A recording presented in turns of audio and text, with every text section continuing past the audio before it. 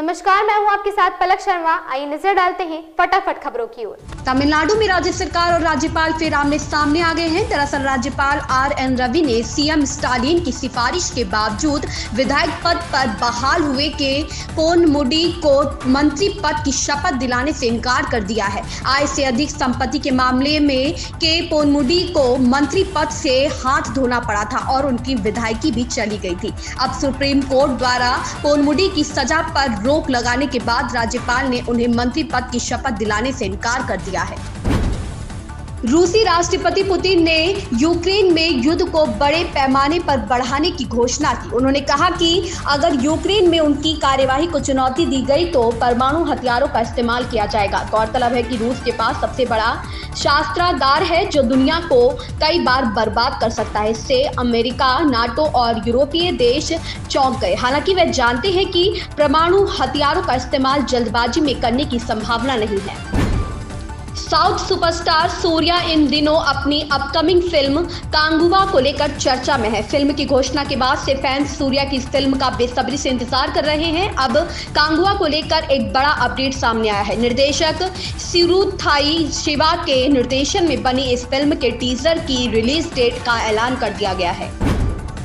आगे क्या होगा ये वक्त बताएगा, लेकिन लोगों की जुबान पर एक बात तेजी से आ रही है कि कहीं इस सदी की शुरुआत में जो हुआ था वही फिर तो नहीं होने वाला है, क्योंकि लालू परिवार की एक नए किरदार का राजनीति में पदार्पण होगा, ऐसा माहौल बनाया जा रहा है। राष्ट्रीय जनता दल के कोर वोटरों को जैसे थर्मामीटर लगाकर देखा जा रहा है कि वह इसे कैसे लेते हैं। हाँ, नाम है रोहिणी आचार्य का। सीमांचल में जब लालू प्रसाद यादव ने रैली में वर्चुअल तरीके से हाजिरी बनाई थी तब भी रोहिणी का नाम लिया था। इस महीने की शुरुआत में पटना के गांधी मैदान में सशरीर हाजिर हुए तो भी रोहिणी आचार्य का नाम लिया। सुप्रीम कोर्ट ने धन शोधन मामले में आम आदमी पार्टी नेता सत्येंद्र जैन की नियमित जमानत वाली याचिका को सोमवार को खारिज कर दिया है। सत्येंद्र जैन की सभी याचिकाएं खारिज कर दी गई हैं। अब उन्हें जल्द ही सरेंडर करना होगा। जैन को तत्काल सरेंडर करने का आदेश दिया गया है। यूपी में लोकसभा चुनाव से पहले की तरह ही 7 चरणों में होगा। पिछली बार पहले और छठे चरण के अलावा विपक्षी सपा बसपा गठबंधन का प्रदर्शन खराब रहा था। चौथे चरण में तो भाजपा ने विपक्षी गठबंधन का खाता तक नहीं खुलने दिया था। चुनाव पश्चिम से पूरब की ओर बढ़ा तो पहले चरण के बाद ही विपक्षी गठबंधन का प्रदर्शन बेहद खराब होता गया। वर्ष 2019 के चुनाव में भाजपा को 62, उसके सहयोगी अपना दल को 2, बसपा को 10, सपा को 5 और कांग्रेस को महज 1 सीट मिली थी।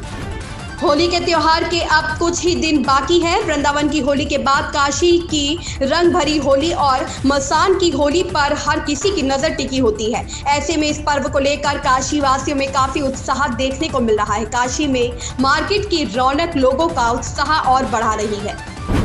दिल्ली के मुख्यमंत्री और आम आदमी पार्टी के राष्ट्रीय संयोजक अरविंद केजरीवाल आज प्रवर्तन निदेशालय के सामने पेश नहीं होंगे। आम आदमी पार्टी ने जानकारी देते हुए बताया कि अरविंद केजरीवाल ईडी के समन पर नहीं जाएंगे। जब कोर्ट से जमानत पर है तो ईडी बार बार क्यों समन भेज रही है? प्रवर्तन निदेशालय का समन गैर कानूनी है। भाजपा ईडी के पीछे छुपकर क्यों चुनाव लड़ना चाहती है?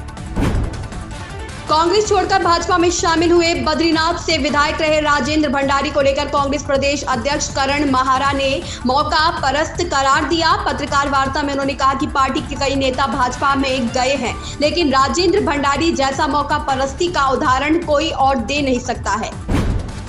केंद्रीय चुनाव आयोग ने मुख्यमंत्री योगी आदित्यनाथ के प्रमुख सचिव संजय प्रसाद को हटाने का निर्देश जारी किया है। आयोग ने ऐसे गृह सचिवों को हटाने का निर्देश दिया है जो मुख्यमंत्री कार्यालय का भी काम देख रहे हैं। संजय प्रसाद मुख्यमंत्री कार्यालय में प्रमुख सचिव होने के साथ साथ प्रमुख सचिव गृह की भी जिम्मेदारी निभा रहे हैं।